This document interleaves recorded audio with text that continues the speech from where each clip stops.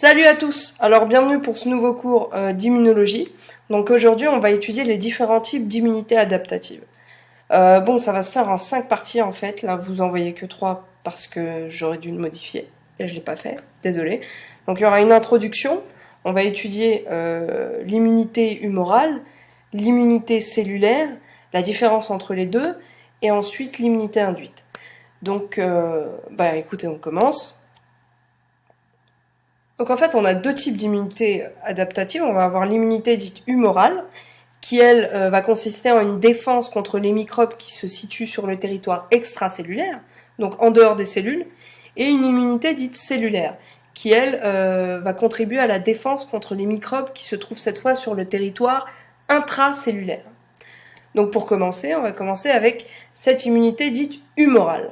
Donc l'immunité humorale, elle va s'exprimer via des anticorps, et via les produits, ces anticorps eux-mêmes sont produits par les lymphocytes B. Mais par contre, les anticorps ne vont pas pouvoir atteindre les microbes qui se divisent dans la cellule infectée. Donc je vous ai dit, elle a une action extracellulaire, tandis que l'immunité cellulaire, elle a une action intracellulaire.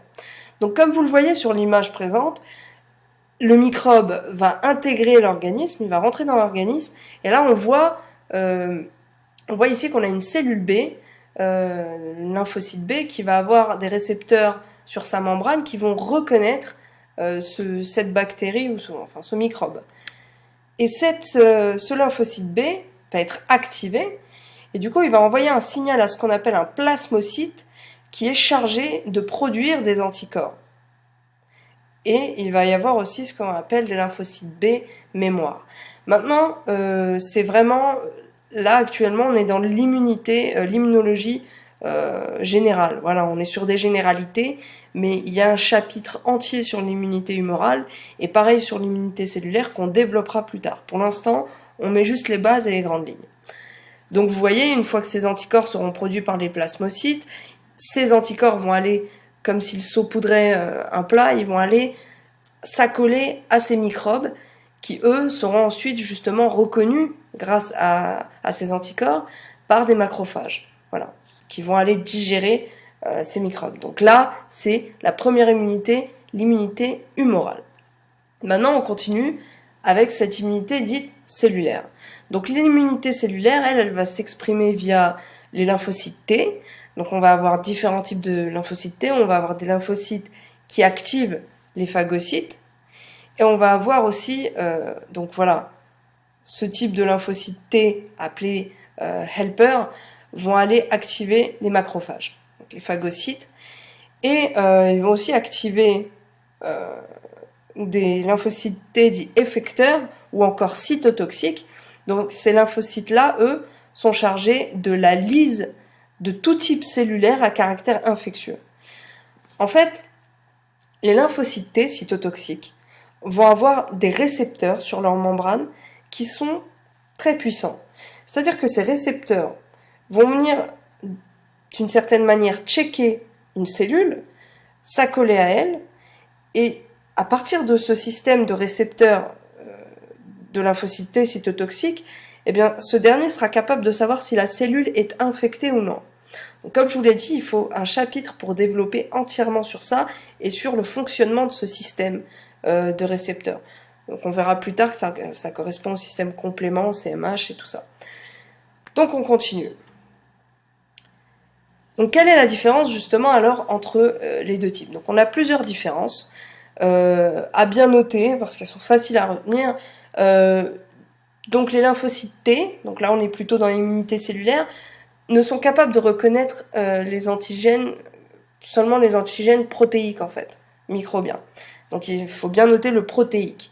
Tandis que les lymphocytes B, donc là on est dans l'immunité humorale, sont capables de reconnaître des protéines, certes, mais aussi des glucides et des lipides microbiens.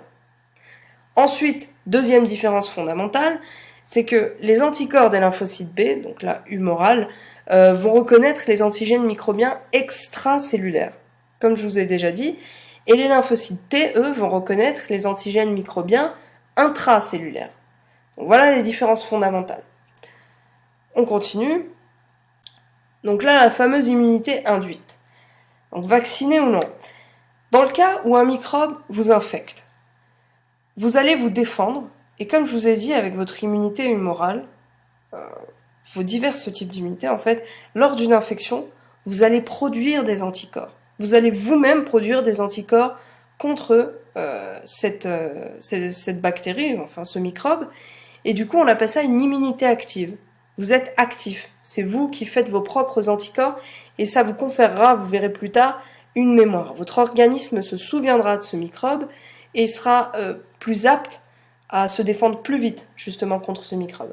La vaccination est basée sur le même système. Je vous rappelle que la vaccination consiste à injecter, justement, des fragments microbiens, non virulents bien sûr, pour justement activer une défense et une production d'anticorps, et ensuite vous inculquer cette mémoire de ce microbe spécifique. Donc là aussi vous êtes dans une immunité dite active.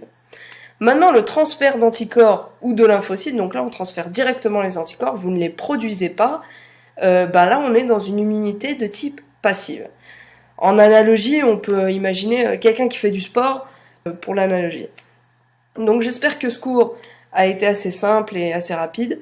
Je vous souhaite une bonne soirée, une bonne journée, et n'oubliez pas de vous abonner pour plus de tutos. Voilà, au revoir.